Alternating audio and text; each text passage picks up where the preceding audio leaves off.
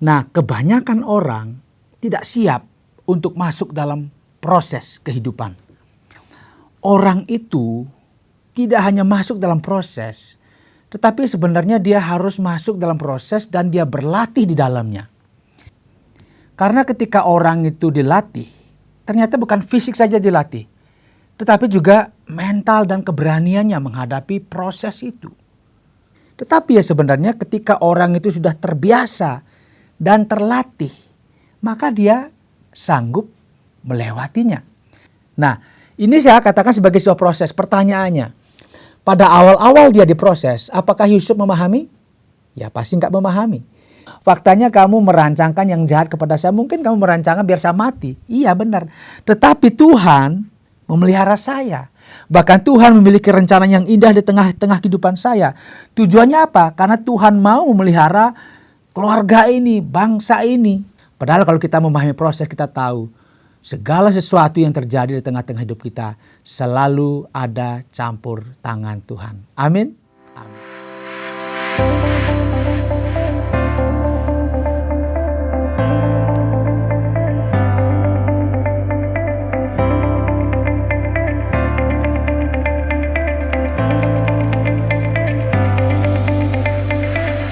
Saudara, manusia memiliki 3 fase dalam kehidupannya. Mungkin Anda bertanya, kenapa ada 3 fase? Ini kita bicara mengenai hal apa? Saya bicara mengenai bagaimana manusia berada dalam sebuah proses yang kita sebut sebagai proses kehidupan. Tidak seorang pun bisa lari dari proses kehidupan ini. Ini bukan bicara mengenai proses lahir, hidup, dan mati. Tetapi mengenai proses di mana setiap orang harus melewati setiap keadaan yang harus dia tempuh di tengah-tengah kehidupan ini. Tadi saya sebutkan sebagai 3 fase terkait dengan kehidupan setiap manusia. 3 fase itu, yang pertama adalah seseorang akan masuk dalam proses. Yang kedua, seseorang akan mengalami proses. Dan yang ketiga, seseorang akan memahami proses. Jadi yang pertama tadi, orang akan masuk dalam proses. Yang kedua, orang akan mengalami proses. Dan yang ketiga, orang akan memahami proses. Karena saat ini, saya ingin mengajak saudara belajar tentang memahami proses Tuhan. Nah, dalam kehidupan ini, terutama bagi kita yang sudah percaya kepada Tuhan Yesus Kristus sebagai Tuhan dan Juru Selamat kita, dan kita mengidentifikasikan diri kita sebagai seorang yang beriman, atau boleh dikatakan dalam dunia keagamaan kita ada dalam posisi sebagai agama Kristen, maka setiap orang akan berada dalam 3 bagian ini. Yang pertama, dia akan masuk dalam proses. Yang kedua, dia akan mengalami proses. Dan yang ketiga, dia akan memahami proses. Nah, kebanyakan orang tidak siap untuk masuk dalam proses kehidupan. Saya pernah berbincang dengan seseorang, kenapa orang itu menjadi takut masuk dalam proses kehidupan, memasuki masa-masa yang tidak mudah, memasuki masa-masa yang sulit, memasuki masa-masa yang boleh dikatakan sebagai zona tidak nyaman. Saya menyatakan begini, orang itu tidak hanya masuk dalam proses, tetapi sebenarnya dia harus masuk dalam proses dan dia berlatih di dalamnya. Ada orang yang ketika katakanlah di tengah laut, dia terbiasa dengan ombak yang besar. Dia terlatih untuk menghadapinya bukan saja secara keterampilan, tetapi juga secara mental.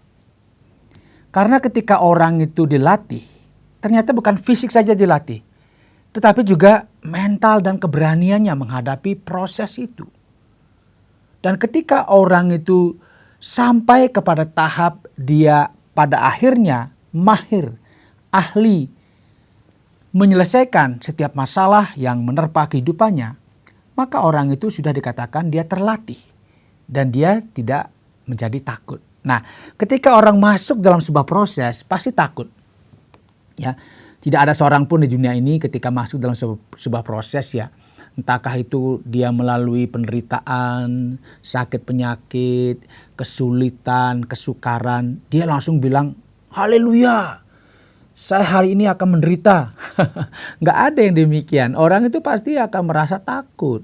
Orang akan merasa khawatir, merasa jangan-jangan saya tidak mampu melewatinya. Itu natural saja, itu manusiawi saja. Tetapi ya sebenarnya ketika orang itu sudah terbiasa dan terlatih, maka dia sanggup melewatinya. Tapi sayangnya banyak orang ketika baru masuk proses, dia sudah mulai tidak senang ya. Dia mulai jengkel, dia mulai menyalahkan orang lain ya, dia mulai menyalahkan bahkan Tuhan, menyalahkan Pak Pendetanya, atau menyalahkan majelis, atau menyalahkan suami atau istri. Karena apa? Dia tidak siap masuk dalam proses. Kemudian yang kedua itu saya katakan tadi mengalami proses. Ini saya katakan sebagai sebuah proses yang tidak mudah. Orang akan bisa pada masa-masa ini dia menjadi putus asa. Dia akan merasa tidak mampu, bahkan dia bisa mengundurkan diri. Bahkan mohon maaf nih, tidak jarang pada akhirnya orang meninggalkan Tuhan. Karena sebenarnya dia belum siap mengalami proses. Karena begitu bilang mengalami proses, itu sudah satu pendidikan, satu pelatihan yang begitu berat. Ya kalau di ketentaraan ya, kalau kita perhatikan mereka biasa lari, mereka biasa push up dan sebagainya, itu mungkin baru dasar-dasar saja.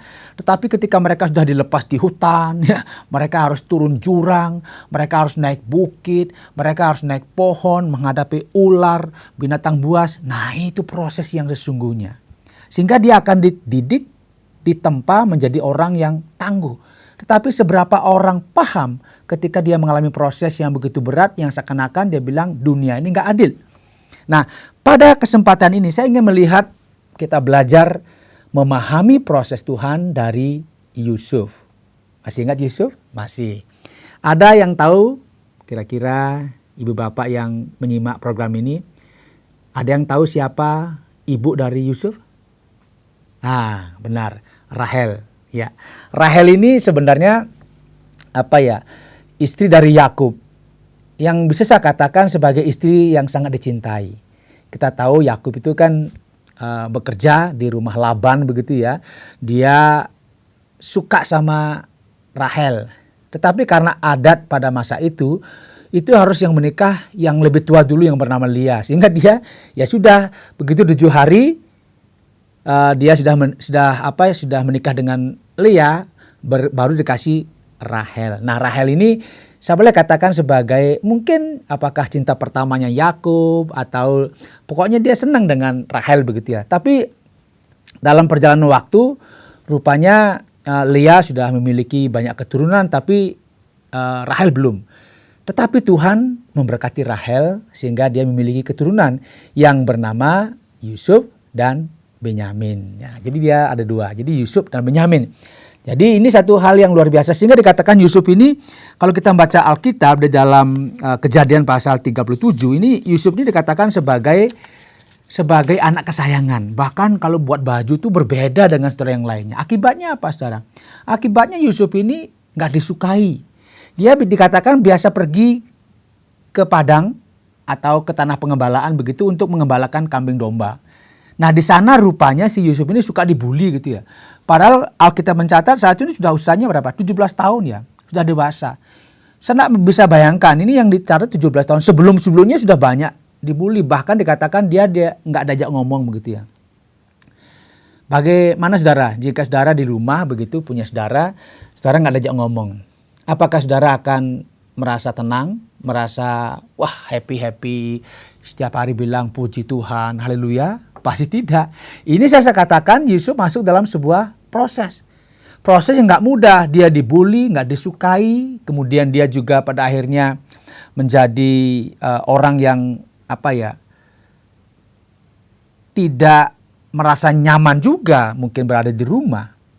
Karena selalu dia mendapat bulian. Apakah ini wajar? Pasti nggak wajar. Tetapi tentu saudara-saudaranya iri karena ternyata Yusuf ini mendapat perlakuan yang istimewa. Sehingga masalah-masalah yang dihadapi oleh Yusuf ini menjadi masalah-masalah yang tidak hanya bicara mengenai mental saja. Kita jauh juga dalam proses kehidupannya. Dia pada akhirnya dibuang ke sumur, kemudian dia dijual. Nah, dalam proses ini kita lihat dia, bayangkan ya, tadi dia menjadi anak kesayangan.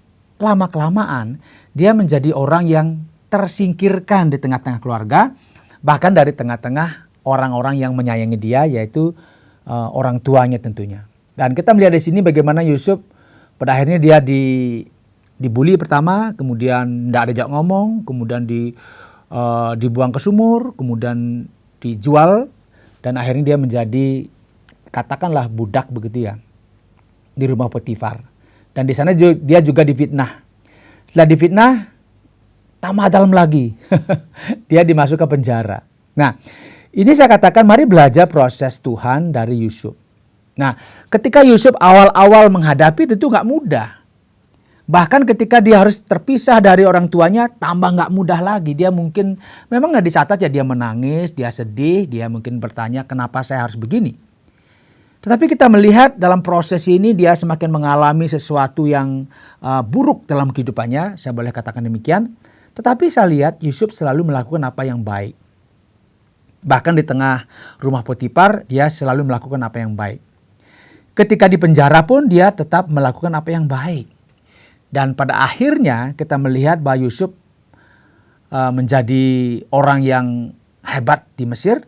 Bahkan boleh saya katakan sebagai tangan kanannya Firaun. Dan dia pada akhirnya menjadi orang yang diberkati oleh Tuhan. Nah, ini saya katakan sebagai sebuah proses. Pertanyaannya, pada awal-awal dia diproses, apakah Yusuf memahami? Ya pasti nggak memahami. Yusuf mungkin menjadi marah, dia menjadi sedih, dia menjadi putus asa, dia menjadi menyalahkan Tuhan, bahkan menyalahkan orang lain. Tetapi dalam waktu yang dilewati ketika dia mengalami semua ini, dalam perenungan-perenungannya, dia mulai memahami, saudara. Mulai memahami bahwa Tuhan selalu bersama dengan dia. Buktinya apa? Dimasukkan di sumur, dia nggak mati di sana, tetapi dijual. Ketika dia jadi pelayan, di sana dia juga bisa menjadi berkat bagi rumah ini. Bahkan seluruh kekayaannya Yusuf untuk mengelolanya. Artinya dia dipercaya. Bahkan ketika masuk penjara dia pikir juga, waduh habis juga di penjara nih. Pasti saya akan dipukuli, dihajar di sini. Tapi tidak. Justru di penjara dia bisa menjadi berkat juga. Artinya dia mulai memahami di sini. Tapi belum paham betul. Nah, ketika dia menjadi tangan kanannya Firaun dan dia dipercaya untuk melakukan semuanya, kalau sekarang mungkin kita sebut sebagai Perdana Menteri begitu, ternyata Yusuf melihat sesuatu yang berbeda. Ini saya katakan sebagai yang ketiga tadi. Dia mulai memahami proses Tuhan di tengah-tengah kehidupannya. Karena dia memahami proses Tuhan, mengapa dia mengalami hal ini? Kita membaca di dalam Alkitab, Kejadian 45 ayat 5. Tetapi sekarang janganlah bersusah hati dan janganlah menyesali diri. Karena kamu menjual aku ke sini. Sebab untuk memelihara kehidupanlah Allah menyuruh aku mendahului kamu. Ini sebuah proses dia memahami mengapa dia mendapat banyak kesulitan dalam kehidupannya. Kemudian pasal 50 ayat 20. Memang kamu telah mereka-rekakan yang jahat terhadap aku. Dia tahu ya. Wah, ini saudaraku jahat nih. Memang. Ya dia faktanya iya benar. Tetapi Allah telah mereka-rekakannya untuk kebaikan. Dengan maksud melakukan seperti yang terjadi sekarang ini. Yakni memelihara hidup suatu bangsa yang besar. Pada akhirnya, pada fase yang ketiga, Yusuf memahami proses Tuhan. Dia pada akhirnya bisa membuat pernyataan yang luar biasa yang dicatat di dalam Alkitab. Memang, kata memang ini dia faktanya iya, kamu tuh jahat sama saya dulu. Faktanya kamu merancangkan yang jahat kepada saya, mungkin kamu merancangkan biar saya mati. Iya benar. Tetapi Tuhan memelihara saya. Bahkan Tuhan memiliki rencana yang indah di tengah-tengah kehidupan saya. Tujuannya apa? Karena Tuhan mau memelihara keluarga ini, bangsa ini, ya, suatu bangsa yang besar. Yaitu keturunan Yakub ini. Kita melihat dimulai dari mana? Mulai dari Yusuf, dia masuk dalam proses, dia mengalami proses, kemudian dia memahami proses. Dan sayang sekali, saudara yang dikasihi oleh Tuhan, kita sering tidak sampai kepada memahami proses. Kita lebih banyak putus asa, menyalahkan suami, istri, menyalahkan keluarga, menyalahkan orang tua, menyalahkan anak, menyalahkan tetangga, bahkan menyalahkan Tuhan, kenapa saya begini? Padahal kalau kita memahami proses, kita tahu segala sesuatu yang terjadi di tengah-tengah hidup kita selalu ada campur tangan Tuhan. Amin. Amin. Ya, oleh sebab itu, saudara yang dikasihi oleh Tuhan, mari kita menjadi orang Kristen yang tidak hanya kita berani memasuki proses, mau mengalami proses, dan pada akhirnya memahami proses, tetapi kita juga harus melihat bagaimana Tuhan bekerja di tengah-tengah kehidupan kita. Mari kita belajar memahami proses Tuhan melalui Yusuf. Kita tetap percaya bahwa segala sesuatu yang terjadi di tengah-tengah kehidupan kita, ingat, Tuhan selalu campur tangan di tengah-tengah hidup kita. Karena kita adalah anak-anaknya. Bukan saja kita dijadikan orang yang diselamatkan, tetapi kita dididik menjadi orang-orang yang dewasa secara mental kita, dewasa secara kerohanian kita, sehingga kita akan boleh menjadi berkat bagi banyak orang. Kiranya Tuhan berkati kita. Sampai jumpa dalam program selanjutnya, Terang Warta Rohani. Tuhan memberkati kita. Terima kasih Anda sudah mengikuti program kami. Jika Anda diberkati, jangan lupa like, komen, dan share supaya Anda tidak ketinggalan setiap program terbaru kami. Jangan lupa juga untuk subscribe channelnya dan nyalakan loncengnya.